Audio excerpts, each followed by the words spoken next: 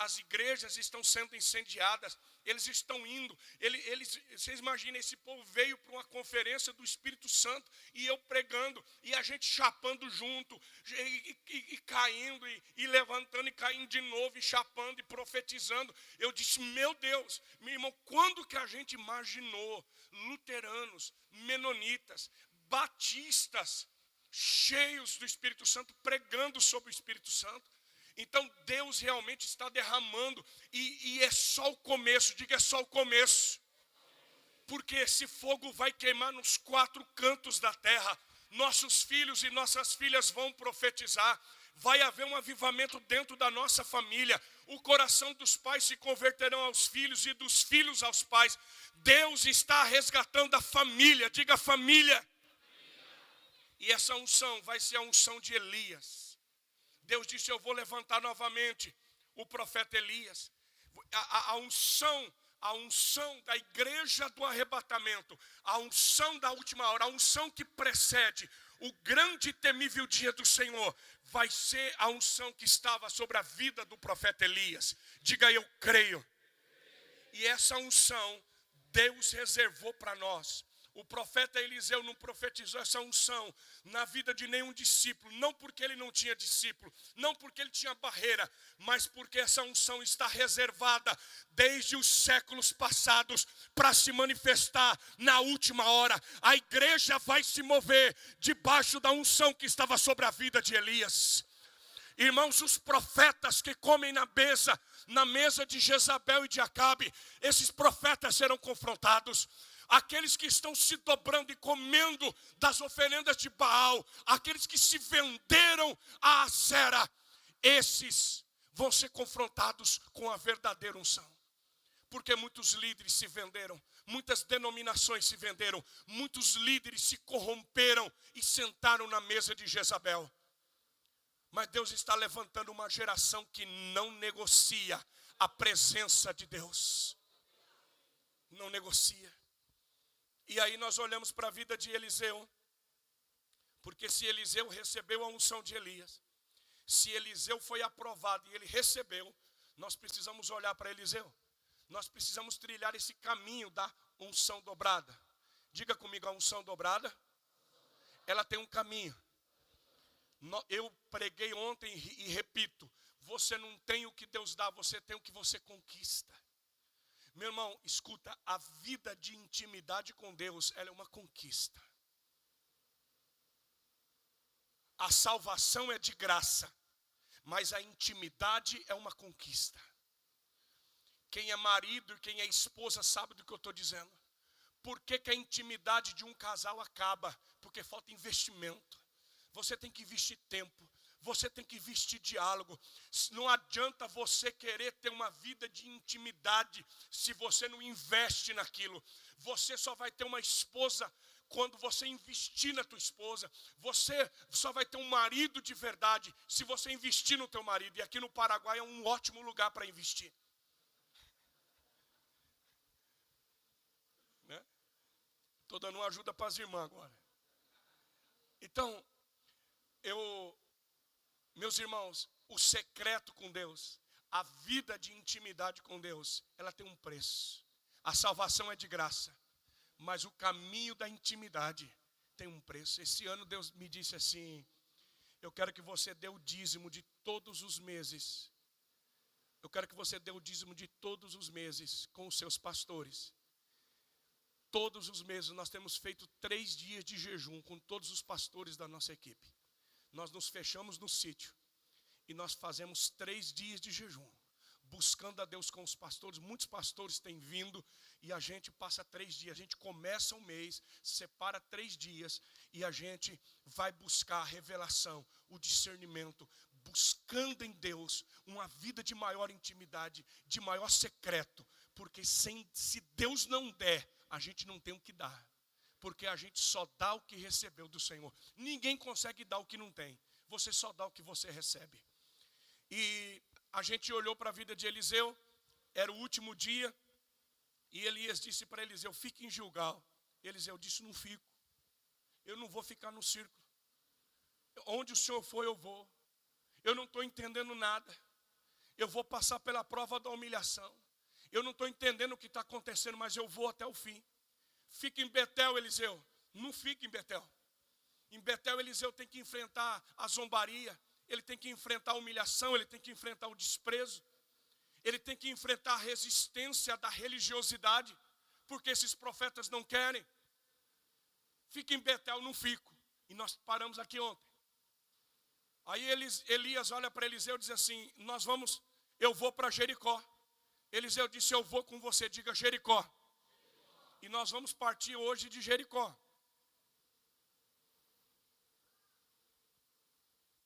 Vamos ler um pouco sobre Jericó. Segundo livro dos Reis. Segundo livro dos Reis.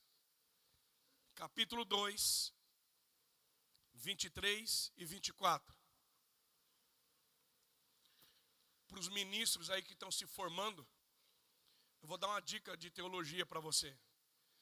Muitos pastores dizem assim, segunda Crônicas, segunda Reis. Não é. Nós estamos falando de livro. Então você diz segundo Reis, segundo Crônicas, segundo livro das Crônicas, segundo livro dos Reis. Agora no Novo Testamento são cartas, aí é feminino, aí são epístolas. 1 Pedro, 1 João.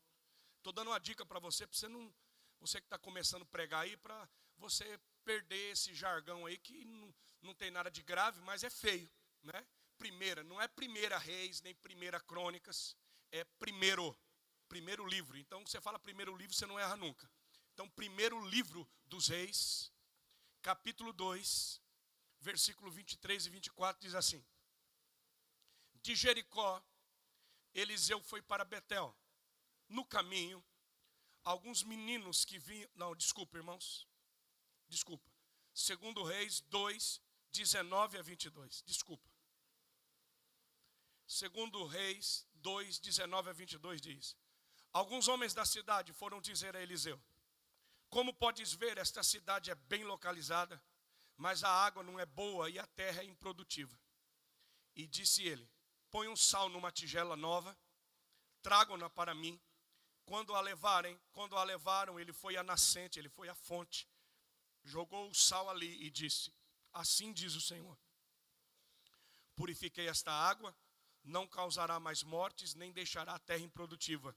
E até hoje, diga comigo, e até hoje a água permanece pura, conforme a palavra de Eliseu. Diga amém. Meus filhos, Jericó é a cidade mais antiga do mundo.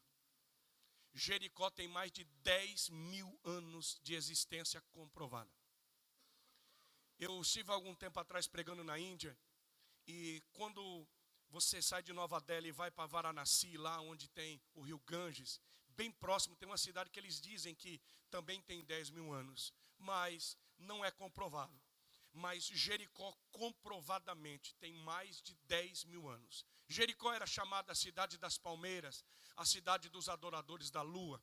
E realmente é uma cidade extremamente bem localizada. Hoje já não faz mais parte do território de Israel, está debaixo do governo palestino. Para você entrar em Jericó hoje já é mais difícil, porque você tem toda uma revista, tem toda uma dificuldade.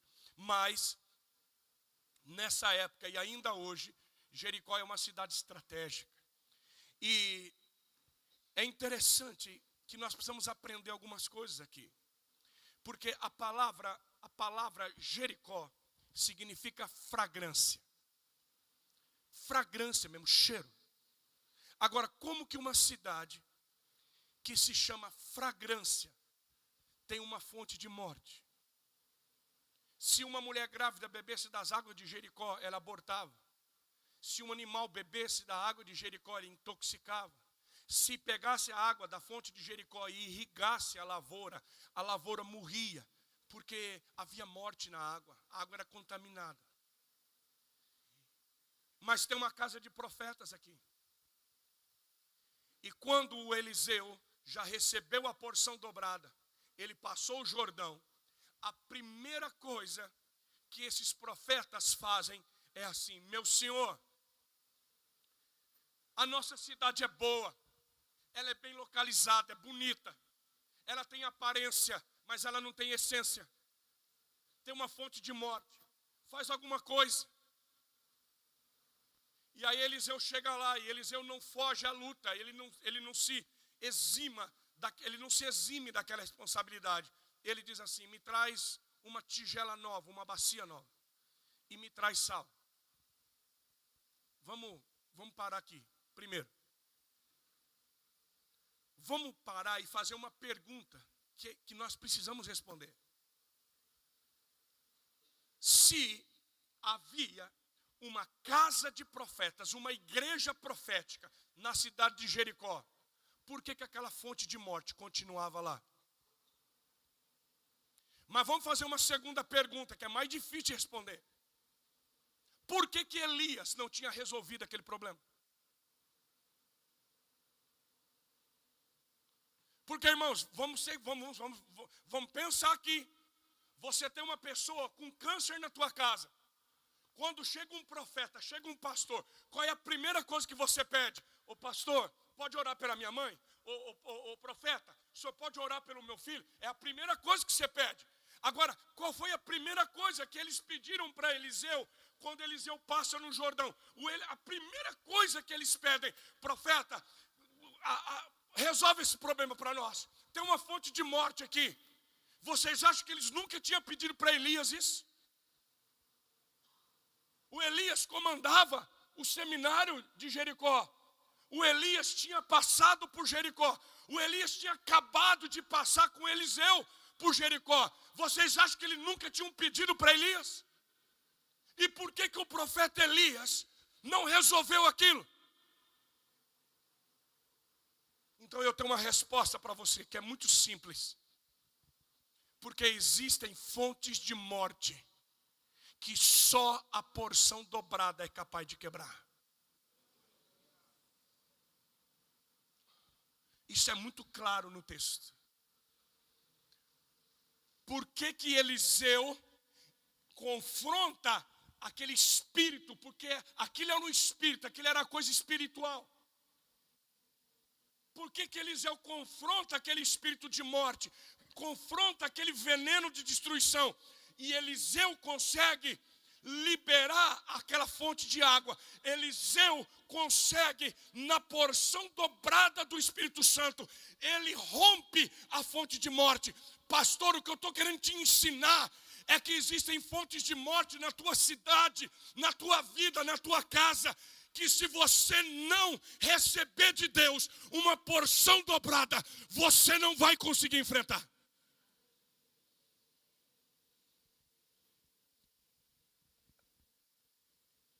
Existem níveis de conquista. Existem níveis de unção. Existem níveis de autoridade. E não se conquista isso de qualquer jeito, irmãos. Um guerreiro, para enfrentar uma guerra, meu irmão, para cada guerra tem um guerreiro. Diga para mim, para cada guerra tem um guerreiro. Não é qualquer guerreiro que enfrenta gigante. Deus preparou Davi para Davi enfrentar o gigante. Primeiro Davi teve que matar o urso. Primeiro Davi teve que matar o leão. Deus disse assim: Davi, eu vou te preparar para aquilo que você vai enfrentar. Davi, você vai enfrentar gigante.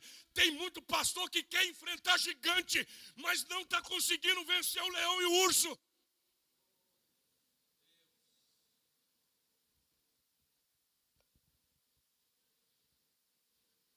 É por isso que às vezes nós temos uma igreja bem localizada. Nós somos pastores, vamos conversar de perto. Você já foi numa igreja que você diz assim: puxa, não é pastor João, a gente fala assim, puxa, essa igreja tem tudo para dar certo. Puxa, essa igreja é bonita. Essa igreja está bem localizada. É uma cidade boa. Tem um pastor bom. Tem uma casa de profetas legal. Tem um grupo de louvor bacana. Por que essa igreja não vai? Porque tem fontes de mortes que precisam ser rompidas. E não é, escuta bem, pelo amor de Deus, entenda o que eu estou pregando. Não é um simples louvor. Não é uma simples mensagem que vai quebrar. Eu estava dizendo para vocês, fazem 20 anos que eu estou em Junquerópolis.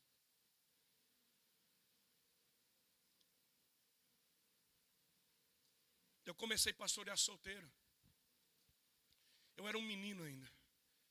Eu era bem mais menino que hoje. E no interior de São Paulo, como também muitos aqui enfrentaram, a gente enfrenta uma resistência muito grande. Só para vocês terem noção, quando alguém se convertia na nossa igreja, e ainda hoje, o padre vai na casa da pessoa. Você sabe o que é o padre ir na casa da pessoa e dizer, por que você se converteu lá? Por que você está indo na igreja batista? Você é católico?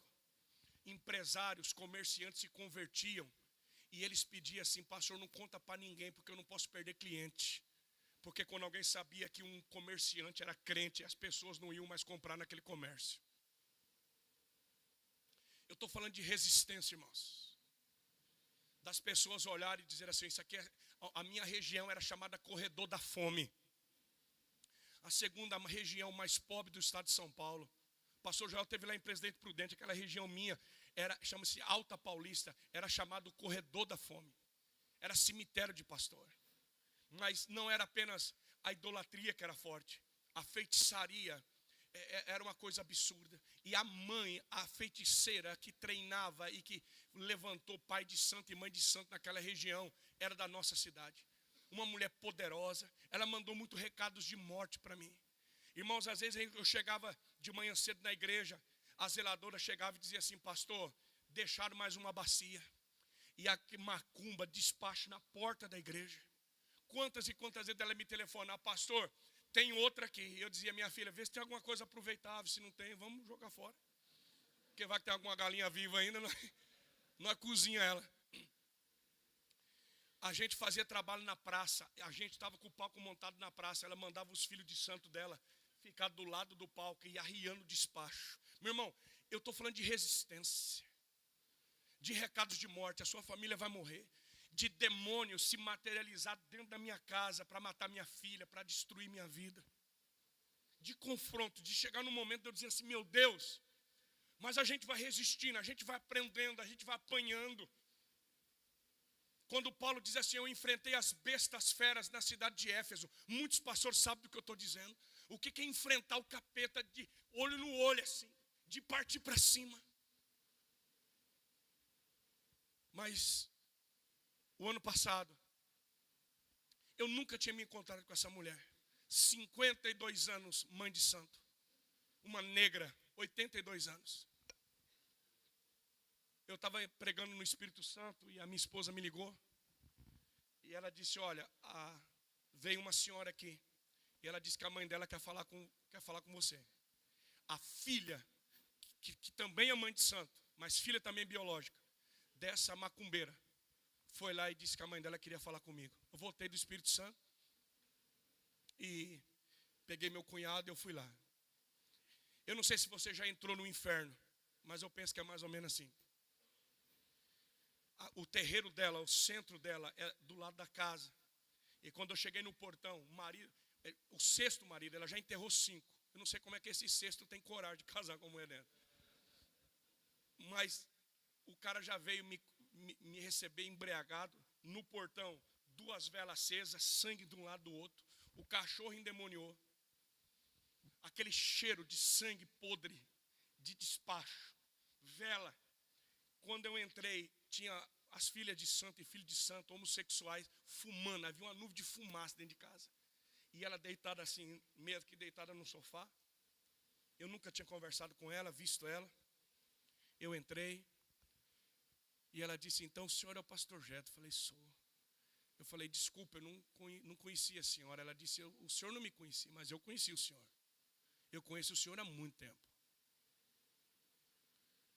E nós começamos a conversar. Ela disse, pastor, eu mandei chamar o senhor aqui. Porque até setembro eu vou morrer. Eu tenho um câncer terminal. Eu estou morrendo. Mas eu não aguento mais essa dor. Os remédios não fazem mais efeito. E eu estou sofrendo de dia e de noite. Eu chamei o senhor aqui porque eu não aguento mais. Eu queria que o senhor orasse por mim. E eu queria que o senhor me falasse de Jesus. Sabe quando você fica pedindo para Deus assim uma palavra rema? A gente que é pastor, você vai fazer uma visita, você fica pedindo, Deus, me dá uma palavra de conhecimento, me dá uma palavra para eu chegar no coração. Me dá uma palavra, porque a gente quer ganhar essa pessoa para Jesus. E eu estou ali, e como todo bom pastor, eu li um salmo, e falei de Jesus, mas o clima era muito tenso demais. A presença demoníaca era muito forte demais. Aquele povo ali, o cachorro latindo, aquele homem com aquele cheiro de cachaça, pensa num lugar terrível. De verdade, a vontade que eu tinha era de acabar o que eu tinha que fazer ali e ir embora, porque o lugar era muito inóspito demais. E eu, mais dentro de mim, pedindo uma palavra, e eu falei, eu orei, mas não veio nada. Não veio uma palavra, não veio nada rema. Deus não falou comigo. Mas eu fiz o que eu tinha que fazer. E quando eu terminei o que eu tinha que fazer, eu fui cumprimentar ela. Quando eu estava indo para cumprimentar ela, aí eu ouvi o Espírito Santo. Deus me disse assim, dá um abraço nela. Aí eu falei, como é que eu vou abraçar essa negona? Porque a primeira vez que você vai numa casa, a mulher meio que sentada assim, uma mulher bonita, ainda com 82 anos, mas com um semblante lindo. Mas uma mulher grande, forte, e eu fiquei pensando, a primeira vez que eu venho, como é que eu vou dizer para ela, eu quero te abraçar? Não tem o que fazer. Então eu fui para ela e eu sabia que eu tinha que abraçar ela, mas eu não tive coragem. Então eu peguei na mão dela e disse, minha filha, Deus te abençoe. Ela olhou para mim e disse assim, o senhor vai voltar, pastor? Eu falei, vou. A senhora quer que eu volte? Eu volto. Volta, pastor. Eu soltei da mão dela. Quando eu estou saindo assim, ela disse, pastor Jeto, o senhor podia me dar um abraço antes de ir embora? Oh, irmãos, pensa num negócio bonito. Eu voltei, mas voltei apaixonado.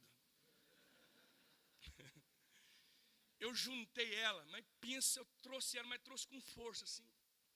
Eu juntei, quando eu juntei ela, o demônio pegou. E ela começou a esturrar que nem um animal, assim. Eu nunca vi um negócio daquela, ela esturrava assim. Mas eu fiz que nem aqueles boiadeiros do Mato Grosso. Eu juntei e falei, aqui não cai desse boi, não. Eu juntei ela e eu trouxe para o meu peito. E ela esturrando. Deus me disse, maior é aquele que está em você do que aquele que está nela.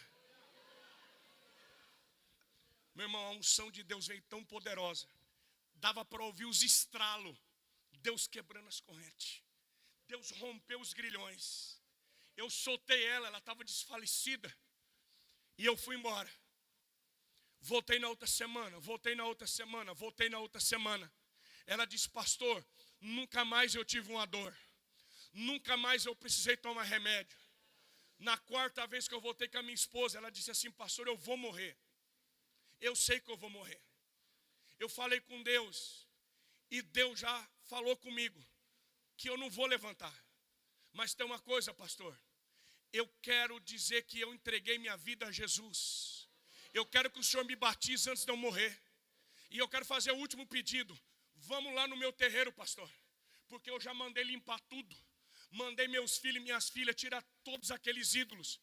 E ela chamou os filhos e as filhas e disse, eu quero falar diante do pastor. Nós vamos ungir agora e nós vamos orar lá no terreiro. E eu quero que vocês me façam uma promessa, que o meu culto fúnebre vai ser aqui nesse terreiro, porque eu quero que todo mundo saiba que onde eu servi o diabo 52 anos, eu terminei servindo a Jesus Cristo de Nazaré.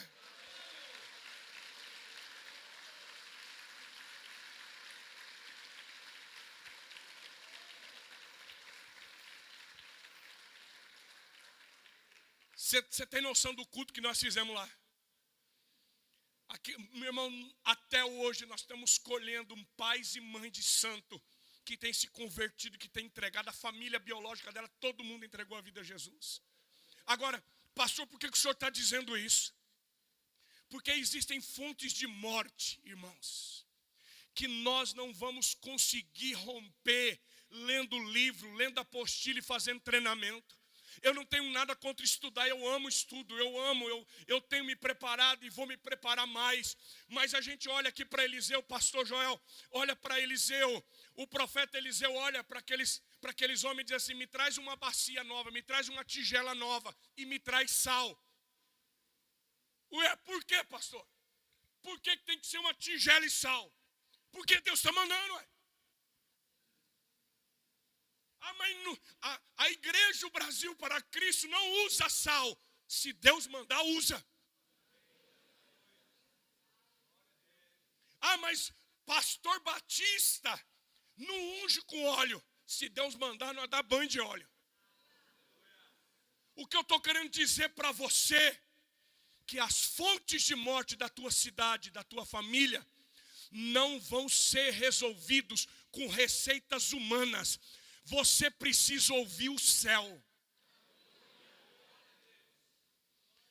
Eu não posso nem falar para você o que Deus já me mandou fazer na minha cidade. Por quê? Porque o que Deus mandou eu fazer na minha cidade é diferente do que Ele vai mandar você fazer na tua cidade.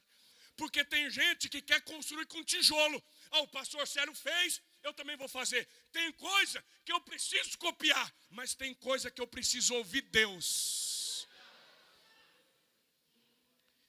E de verdade, irmãos, muitas vezes a igreja não entende, não. Às vezes Deus dá uns comandos doidos para nós. Às vezes Deus... Você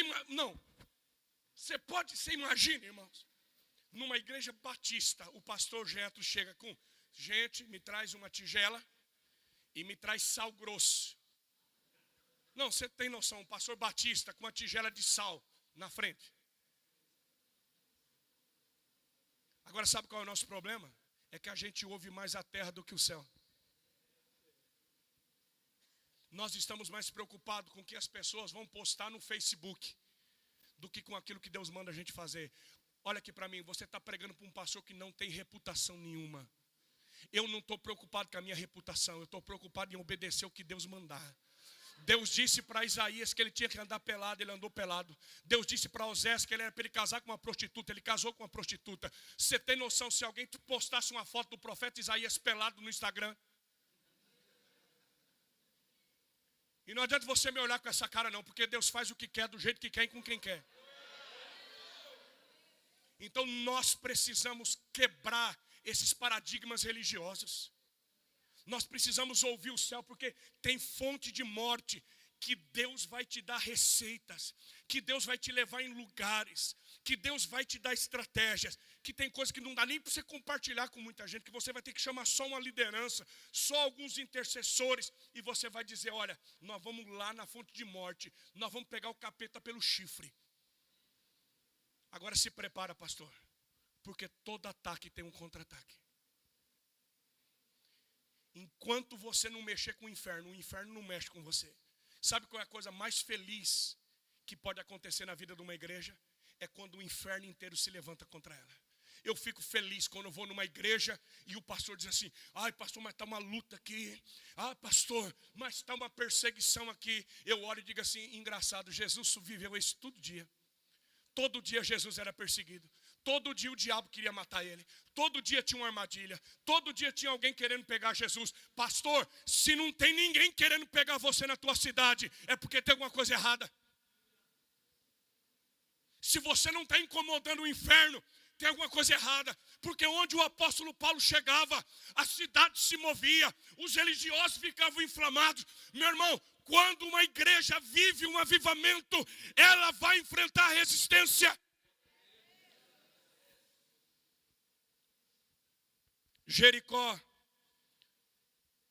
Jericó precisava da porção dobrada. A tua cidade precisa da porção dobrada. Eu vou terminar agora. Fica em Jericó, Elis, eu não fico. Eu vou com você. E eles vão para o Jordão, diga Jordão. O Jordão é o ponto final. O Jordão é a última parada. Diga comigo a última parada. O rio Jordão é um rio singular, um rio único. O rio Jordão é o único rio do mundo que está abaixo do nível do mar. A palavra Jordão significa o que desce. E todas as vezes que o Jordão aparece na Bíblia, ele aparece como a reta final, um tempo de decisão. O Jordão fala de um tempo de transição. Antes de Jesus começar o ministério dele, ele foi para o Jordão. Antes de João Batista começar o ministério, ele começou no Jordão. Antes de Israel entrar na terra prometida, teve que passar pelo Jordão. Antes de Elias ser levado aos céus, ele teve que passar pelo Jordão. Antes de Eliseu receber porção dobrada, ele teve que passar o Jordão. O Jordão fala de tempo de decisão. Diga decisão. Porque se você não decidir, a vida vai decidir por você. Homens de Deus são homens de decisão. Mas o Jordão, ele fala de ir até o fim. Porque Eliseu não sabia, mas o Jordão era a última questão do vestibular. Tem as corredeiras, tem as tempestades. Qual que é a grande crise que nós vivemos no mundo hoje? É que as pessoas não vão até o fim. Pastores, vamos conversar de perto.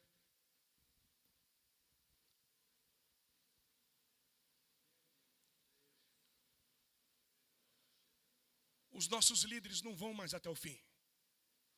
Os nossos filhos, eles têm dificuldade de ir até o fim. Eu me formei na faculdade de Direito em 1998. Foi a segunda faculdade que eu fiz. Eu me lembro, eu fiz uma grande universidade e só no primeiro ano de Direito nós tínhamos 6 classes de primeiro ano. Meu irmão, o primeiro ano de uma faculdade é a coisa mais linda do mundo, é uma festa. Porque aquele monte de bicharada de calouro e cabeça raspada, aí é festa todo dia. Os caras compram camiseta assim, eu faço direito, eu ando direito. E o cara, eu vou ser juiz, eu vou ser delegado, eu vou ser promotor, não, eu vou ser o maior advogado desse Brasil. E todo mundo, é aquele ânimo, são 300, 400 alunos. Aquele primeiro ano é festa. Agora, eu te pergunto, quantas classes tem no último ano?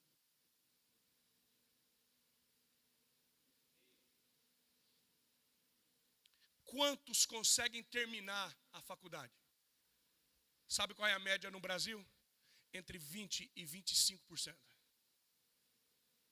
De 300, se formam 60, se formam 70. Aí eu pergunto para você, por que quase que 80%, por que a grande maioria absoluta começa e não termina? Porque vem as dificuldades, vem o deserto, vem as corredeiras do Jordão. Tem muita gente que chega, o cara já passou por Gilgal, ele sai do círculo, ele conseguiu passar por Betel, ele enfrenta o veneno de Jericó, mas quando chega na corredeira do Jordão, quando vem o último obstáculo, está um passo da conquista, o cara diz, não, eu estou cansado. Olha, pastor, eu vou entregar minha célula, pastor. Pastor, eu estou cansado demais. Faz muitos anos que eu estou nessa luta. Não, olha, pastor, eu acho que eu vou parar, vou dar um tempo no ministério. Isso não é só na vida acadêmica, isso também é na nossa vida familiar. Irmãos, eu falo com muita tristeza, eu tenho divórcio na minha família. E não é um só não. Eu falo isso com vergonha. E eu não estou falando isso aqui para ofender ninguém.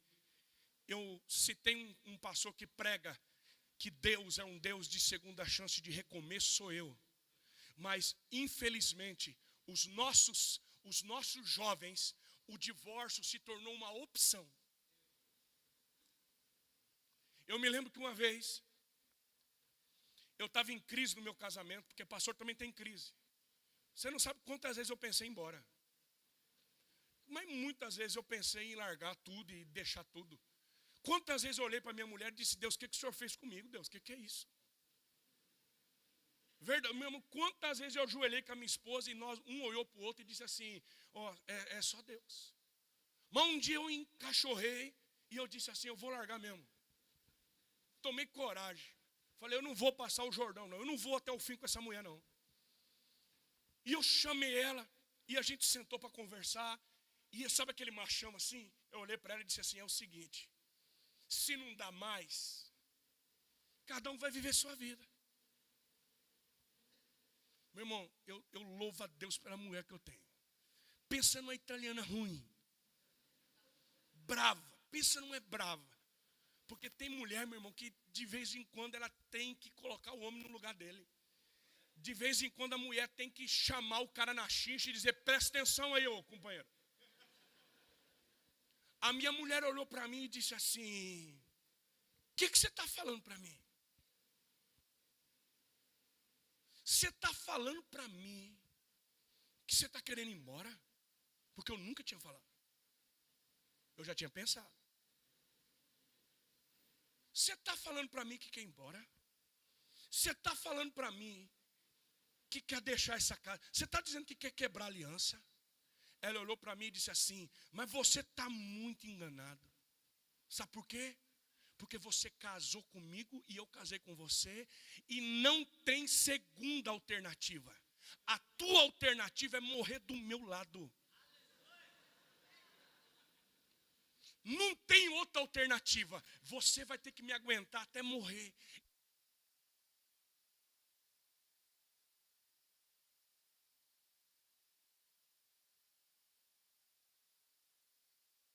Aleluia. Até acabar a bateria.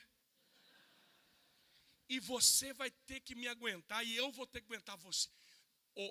Ô pastor Jetro, não existe uma saída, não tem essa porta, não tem esse escape. Já que nós vamos ter que viver junto até morrer, então nós vamos resolver essa situação agora. Eu falei, não é que essa mulher está certa. Você sabe por que as pessoas se separam? Você sabe por que as pessoas abandonam? Você sabe por que a pessoa chega diante do Jordão e volta para trás? Porque existe na cabeça a possibilidade. Quando não de verdade, pastor Joel, você já imaginou se Deus coloca uma lei assim, ó, se você largar da tua mulher, você vai morrer. Alguém larga? Não, você fala para mim, tem divórcio, irmão? Não tem. Agora, porque existe uma possibilidade, a gente vai embora. Eu estava ouvindo um pastor esse dia, eu dei tanta risada. Porque a gente escuta os casais da igreja dizendo assim, o amor acabou, não é assim? Acabou o amor. Já que você não me ama e eu também não te amo, já que acabou, assim, vamos cada um viver sua vida. Aí eu gostei de um pastor usando um exemplo assim, já acabou a gasolina do teu carro alguma vez? Alguém aqui já acabou a gasolina do carro alguma vez? Ou é só o meu carro que acaba a gasolina? Já passei tanta vergonha, cara, que a gente às vezes está tão preocupado com o que a gente vai pregar que você não olha na gasolina. A hora que você vê, é horrível. Agora, fala para mim, acabou a gasolina do meu carro. Pode ser um Fuca velho. Pode ser um Corcel 2. Acabou a gasolina, acabou o álcool. Fala para mim, o cara diz assim, não, já acabou o álcool mesmo? Deixa essa porcaria aí, eu vou embora. Você já viu alguém abandonar o carro? Não, o que a pessoa faz? Ela vai atrás de gasolina e vai abastecer o carro. Agora deixa eu te perguntar, o teu marido vale menos que um Fusca? A tua mulher vale menos do que uma Brasília velha? Porque se a gente não abandona nenhuma Brasília que acabou a gasolina, por que a gente abandona a esposa da gente quando acaba o amor? Nós não cremos num Deus do impossível? Agora, eu falei de vida acadêmica e falei de vida conjugal.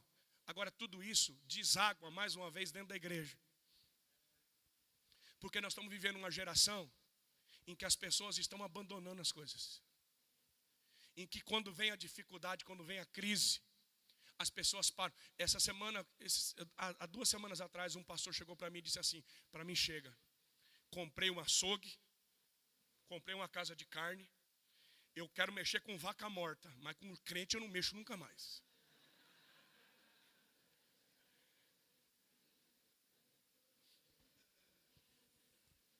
Ele disse, para mim chega, eu vou tocar minha vida, eu não quero mais mexer com igreja, a igreja é máquina de moer gente. Eu vou viver uma vida de comerciante, de empresário, eu não quero mais saber. Olha aqui para mim, meu irmão, eu tenho uma palavra muito séria de Deus. A palavra de Deus diz assim, nós não somos daqueles que retrocedem e são o que, irmãos? Vocês sabem Bíblia, pastor? A Bíblia diz, nós não somos daqueles que retrocedem e são destruídos. Nós não somos daqueles que retrocedem e são destruídos.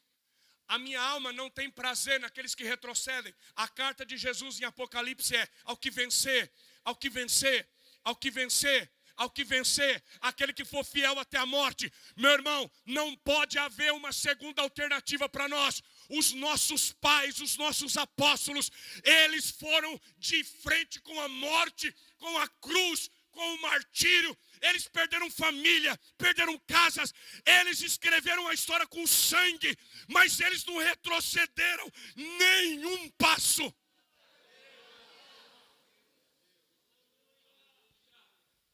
Nós não estamos correndo por causa de dinheiro, por causa de título.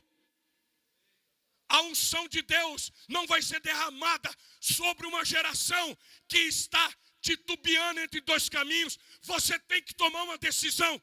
Eu vou passar o Jordão, eu vou até o fim, custe o que custar. Com dinheiro ou sem dinheiro, com apoio ou sem apoio, sofrendo ou gemendo, ainda que for para a gente plantar chorando, nós vamos plantar, mas nós não vamos retroceder, porque aquele que coloca a mão no arado, não pode mais voltar atrás. Pastor, decida no teu coração. Vocês ministros, vocês jovens, homens, que vão ser ordenados ao ministério hoje à noite aqui.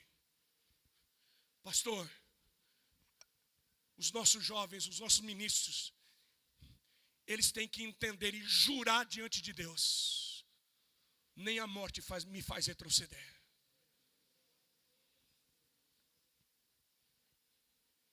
Pode vir o que vier, aconteça o que acontecer, porque tem pastor, eu não estou recebendo salário, eu vou parar. Ou então você trabalha por dinheiro? O apóstolo Paulo chegou e disse assim: já que essa igreja de Corinto não está me pagando, sabe o que eu vou fazer? Eu vou fazer tenda, mas o meu chamado eu não negocio. Eu não estou fazendo apologia aqui para você trabalhar sem receber, pastor. O que eu estou dizendo é que o nosso coração não pode parar por nada. Por nada. Eu termino. Quando eles acabam de passar o Jordão, o Elias olha para o Eliseu e diz assim: very good. Muito bom. O Eliseu, você passou, parabéns. Você cumpriu a última prova. Você não ficou em Gilgal, no círculo. Você não cedeu a Betel, a zombaria, ao escárnio, à humilhação. Você não foi envenenado em Jericó. Você passou o Jordão. Você foi até o final comigo. Então, parabéns, você passou. Me pede o que você quiser. E o carequinha do Eliseu olha para o Elias e diz: meu pai, meu senhor, eu quero porção dobrada. Eu quero 2 vezes a unção que está sobre a sua vida. E eu confesso para os irmãos que muitas vezes eu achei o Eliseu um tanto quanto arrogante. Porque você imaginou você olhar assim e dizer: pastor Jetro, eu quero o dobro do que o senhor tem. Eu quero o dobro da unção que está na tua vida. Dá um som assim de prepotência, de arrogância. Mas na verdade não é nada disso. Como é que o senhor sabe, pastor Jetro? Porque Deus não ouve um coração orgulhoso e arrogante. Mas Deus dá graça para o humilde. E Deus respondeu Eliseu. Deus olhou para Eliseu e viu um coração quebrantado e contrito e humilde.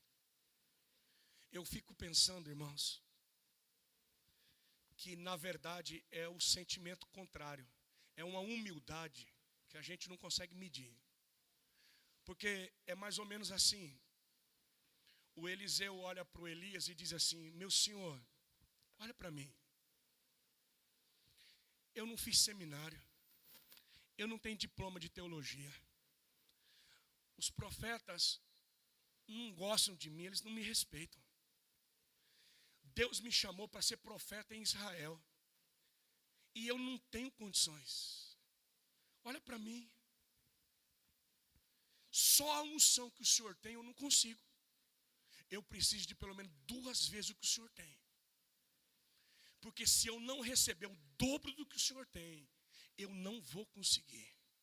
Olha a humildade desse homem, irmãos. Olha um cara que olha para dentro de si e diz assim: sem a porção dobrada, eu não vou para canto nenhum. Aí eu fico pensando nisso. E eu conheço milhares e milhares de homens e mulheres de Deus que nunca pediram porção dobrada. Você sabe por que muitos pastores e líderes nunca pediram porção dobrada? Porque acham que não precisa. Não, eu não preciso. Eu sei cantar, eu sei pregar, eu fiz uma boa teologia, eu tenho uma boa homilética, eu sei preparar um sermão, eu tenho presença de palco. Então assim, eu não preciso de porção dobrada, só a unção normal para mim tá bom já. Agora o Eliseu não. O Eliseu diz, eu preciso de porção dobrada. Eu preciso ser tomado pelo Espírito Santo. Porque uma coisa é você ter o Espírito Santo, outra coisa é o Espírito Santo ter você. Uma coisa é você beber do rio, outra coisa é o rio beber você. É você pular no rio e deixar as águas terem você. É diferente quando você é tomado pela glória. Uma coisa é você ter o Espírito Santo, outra coisa é o Espírito Santo ter você. É uma diferença muito grande. E eles estão andando, irmãos. E Elias olha para Eliseu e diz assim: o que você me pediu, Eliseu, é muito difícil. Porque o que você me pediu eu não posso dar. Porque a unção, irmãos, homem nenhum pode dar. Elias diz, a unção não é minha, a unção é dele. Agora eu posso profetizar na tua vida. Se você me vir quando eu for tomado de ti, então Deus vai dar o que você está pedindo. Para mim, Eliseu nem pisca, eles estão andando. E a Bíblia diz que de repente o céu se abre. E o negócio fica pentecostal. É cavalo de fogo, é carruagem de fogo, tudo é fogo. O nosso Deus é fogo, diga amém. Eu gosto dessas coisas. E aí o Eliseu diz assim: meu pai, carros de Israel e seus cavaleiros. E Deus leva Elias num redemoinho. E a capa de Elias é lançada pela segunda vez. E não foi Elias que lançou, porque não deu tempo. Quem lançou a primeira capa foi Elias. Mas quem lançou a segunda capa foi o próprio Deus. Sabe por quê? Porque Eliseu pega aquela capa, vai até o Jordão, e ele não clama por Elias, ele clama pelo Deus de Elias. Onde está agora? Onde está o Deus de Elias? Porque ele sabia que foi Deus que tinha lançado sobre ele aquela capa. Então, isso aqui é muito importante, principalmente para vocês que vão ser consagrados aqui. Existe uma capa que o homem joga, mas tem uma capa que só Deus joga. Pastores, tem uma diferença muito grande, pastor. Quando você chega numa cidade e diz assim: não, eu vim aqui para essa cidade porque o meu pastor mandou. Não, eu vim aqui para essa cidade porque o Brasil para Cristo me mandou para cá. Você pode pastorear debaixo da autoridade da tua igreja, da tua denominação, do teu pastor. Isso é um nível de ministério. Mas uma outra coisa, pastor, é quando você está numa cidade e Deus joga a capa e diz assim: eu estou te capacitando agora, eu estou te entregando essa cidade. Quando você pastoreia na capa da segunda unção, você não está só debaixo da autoridade do homem, que é importante. É importante a primeira capa, porque a primeira capa é a primeira etapa. Mas você não pode parar na primeira capa. Você precisa ir para a segunda capa. Quando você está numa cidade, você diz assim: o Espírito do Senhor está sobre mim. Porque Deus me ungiu para esse propósito. Eu sei que eu estou aqui, não é só por causa do homem. Eu estou aqui porque Deus lançou a capa sobre a minha vida. O que está faltando para as nossas igrejas, para a nossa liderança, não é a capa do homem. Nós já temos muita capa humana. O que está faltando para as nossas igrejas é a capa da segunda unção. E creiam, irmãos, o último avivamento, a última unção, Deus vai jogar a capa de Elias novamente. Eu vou levantar novamente o profeta Elias. Fica de pé no seu lugar.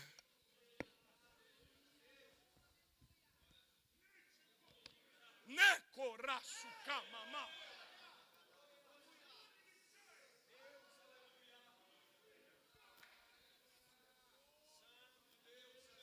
Shakianavasu. Eu quero declarar que a 42ª convenção do Paraná, o Jordão está passando aqui essa manhã. Deus trouxe o Brasil para Cristo do Paraná. E o Jordão está passando. É um tempo de decisão nessa igreja. É um tempo de decisão no teu ministério. Decida ir até o fim. Você não pode parar agora, pastor. Você precisa passar o Jordão essa manhã. Você precisa ir até o fim. Eu estou falando aqui para esposas de pastores. Você que tem dito para o teu marido, vamos embora daqui. O nosso tempo acabou aqui. Eu não aguento mais aqui. Deus manda te dizer, mulher, passa o Jordão e conquista a terra.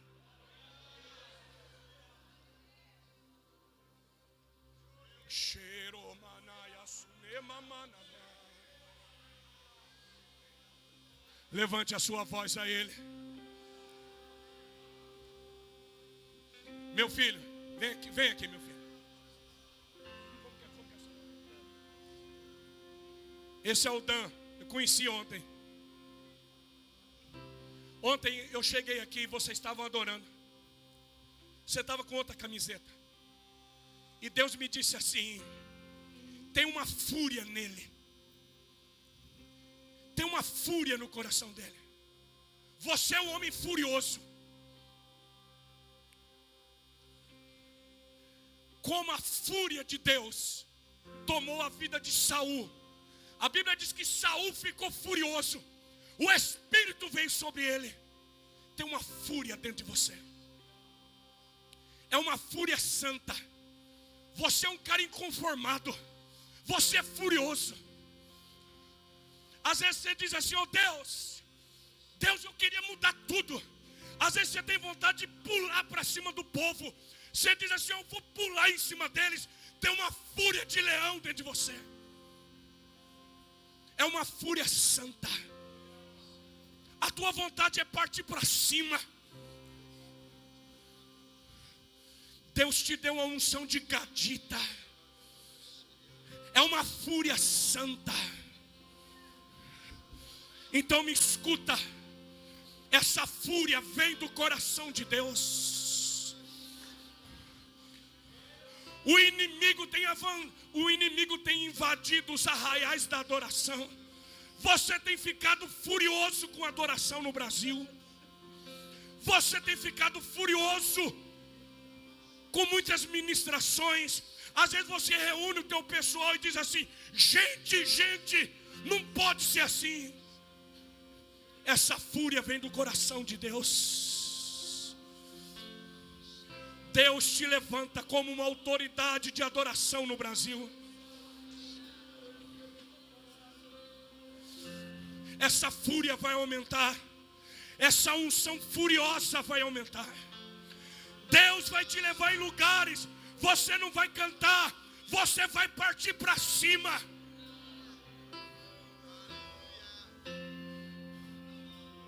Oh Espírito Santo, levante a sua mão a Ele.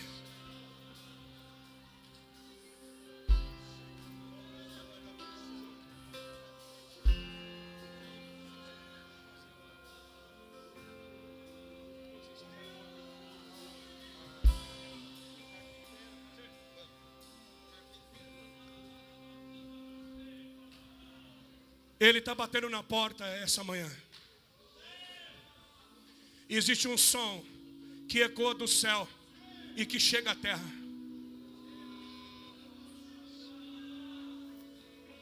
Chegou um tempo em que nós temos que entrar na intimidade. Nós precisamos nos apaixonar pelo nome dele de novo. Nós precisamos nos esconder debaixo das asas dele. Você precisa passar o Jordão hoje. Eu quero terminar minha parte profetizando essa manhã. Há uma unção aqui nesse lugar. Então deixa o Espírito Santo de Deus tocar a sua vida.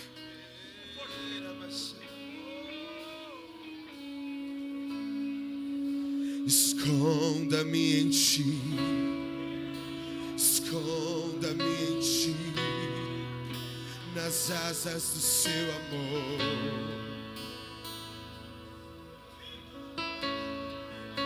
Esconda-me em ti, esconda-me em ti, nas asas do teu amor.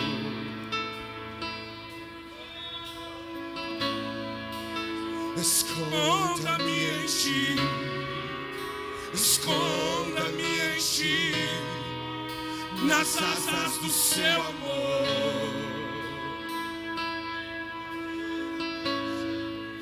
Esconda-me em ti, esconda-me em ti, nas asas do teu amor. Como eu amo o seu nome, Senhor.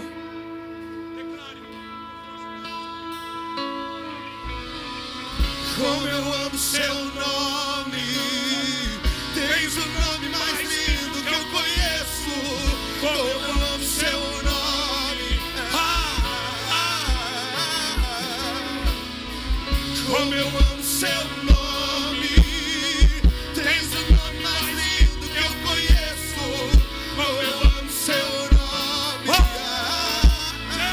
Jesus, como eu amo seu nome, tens o nome mais lindo que eu conheço. Como eu amo seu nome. Diga qual. Qual eu sou, quando Deus desce na terra. Qual eu sou,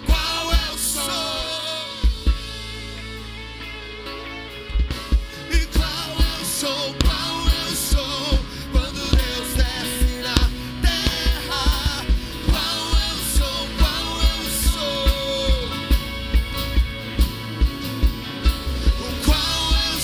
qual eu sou, quando Deus desce na terra. Qual eu sou, e esse é o som do carpinteiro batendo a porta. O carpinteiro batendo a porta. Jesus. E esse é o som do carpinteiro batendo a porta. O carpinteiro batendo a porta. E esse é o som do carpinteiro arrumando a casa. Do carpinteiro arrumando a casa. E esse é o som do carpinteiro arrumando a casa. Do carpinteiro arrumando a casa. Aleluia, levante a sua mão. Pai, nós decidimos essa manhã. Nós decidimos, Senhor, nós vamos até o fim. Tens o nome mais lindo. Peça a porção dobrada hoje. Diga, eu preciso da porção dobrada. Clame pela sua cidade. Aquela fonte de morte tem que ser rompida. Clame pela sua família.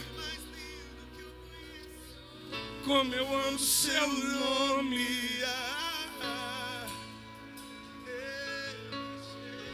Como eu amo seu nome. Tens o nome mais lindo que eu conheço. Como eu amo seu nome. Ele é a estrela da manhã. Ele é a estrela da manhã. Ele brilha, ele brilha, ele brilha nesse lugar. Ele é a estrela da manhã. Ele é a estrela da manhã. Ele brilha, ele brilha, ele brilha nesse lugar. Ele é o leão de Judá. Ele é o leão de Judá. Ele ruge, ele ruge, ele ruge nesse lugar. Ele é a estrela da manhã. Ele é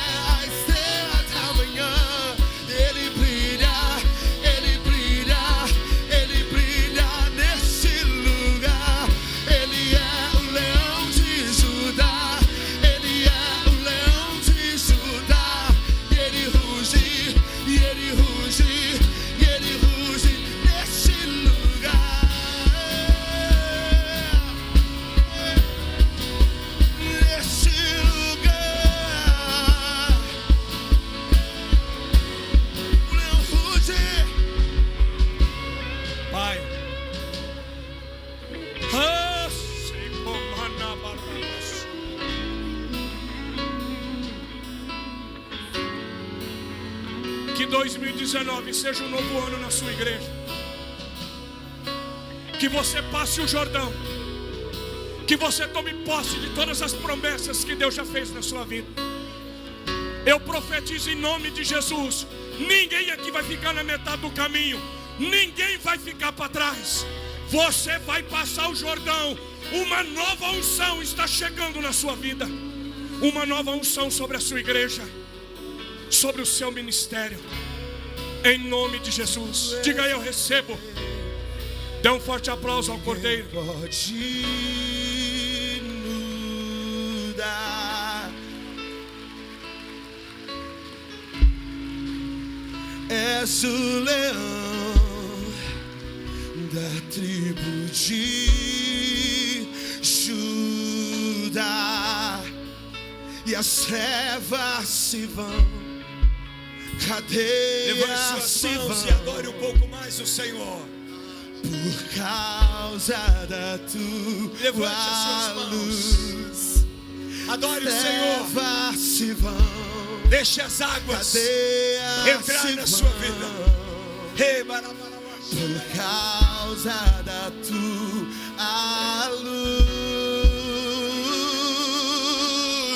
Ele é a estrela da manhã.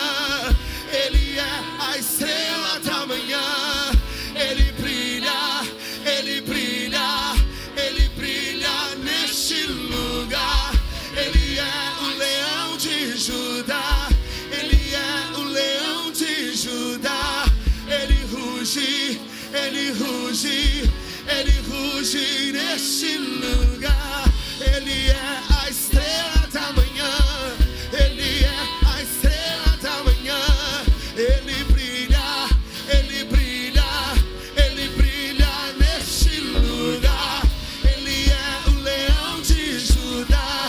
Ele é o leão de Judá. Ele brilha, Ele ruge, Ele ruge neste lugar.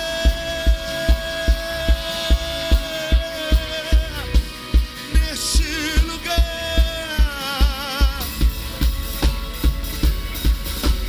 Neste lugar. Neste lugar.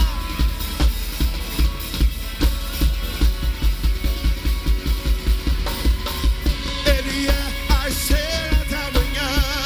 Ele é a estrela da manhã. Ele brilha, Ele brilha, Ele brilha neste lugar. Ele é o leão de Judá. Ele é o leão de Judá. Ele ruge, Ele ruge, Ele ruge neste lugar. Oh, aleluia! Aplauda Jesus! Ao Senhor que é digno de toda honra, de toda glória, de todo louvor e de toda adoração. Glória a Deus. Que Deus abençoe sua vida, pastor Jetro. Que Deus continue te usando e sempre trazendo e levando o rema de Deus aonde você vai. Amém. Quero dizer que para nós foi uma alegria ter você com a gente mais uma vez. Que Deus te abençoe. Muito obrigado por ouvir Deus. E tem alguns momentos da nossa vida que não é fácil ouvir Deus. Principalmente abrir mão de uma viagem com a família, abrir mão de um presente. Não é fácil. Mas Ele entendeu que deveria estar conosco. E nós entendemos o porquê Ele deveria estar aqui. Amém. Tenho convicção no meu coração que você foi poderosamente alcançado por Deus. Amém. Glória ao nome do nosso Deus. Eu creio que há um novo tempo de Deus chegando nas nossas vidas. Há um novo de Deus chegando na sua vida. Há um novo de Deus chegando na vida da sua igreja, na vida da sua família. Aproveite tudo que Deus tem para fazer aqui. Aproveite o melhor. Extraia o melhor de Deus nesses dias. Nós oramos por esta assembleia. No mês de fevereiro agora, na penúltima semana, nós nos reunimos quase a semana toda. Foram 4 dias com a diretoria, com a regional, com os diretores da convenção, e estivemos em uma chácara, orando e jejuando por este momento. Nosso time de adoração ali da igreja do Pinheirinho tem jejuado e orado por este momento. Estamos já há quase 2 meses, toda sexta-feira, das 22 à meia-noite, em uma sala de oração, orando e ministrando ao Senhor por este tempo. Então receba, absorva tudo que Deus tem para a sua vida nesses dias. Amém? Mais uma vez, obrigado, pastor Jetro, que Deus o abençoe. Neste mesmo clima, nessa mesma graça, nós queremos que, com muita alegria, que você levante suas mãos aos céus e que possamos receber pastor Joel Estevanato, que vai ministrar, vai falar, vai fazer tudo que Deus ainda quer fazer ao nosso coração aqui nesta manhã.